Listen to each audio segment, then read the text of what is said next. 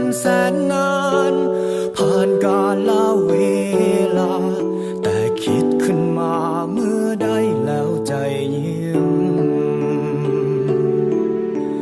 อยู่ที่ห้อง52เลี้ยวมองเข้าไปเห็นภาพเก่าภาพที่สองเฮา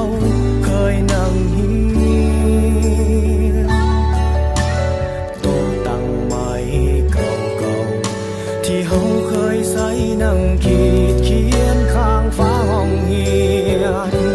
เขียนว่า I love you คิดทั้งชีวิตมอหาคิดทั้งคนหา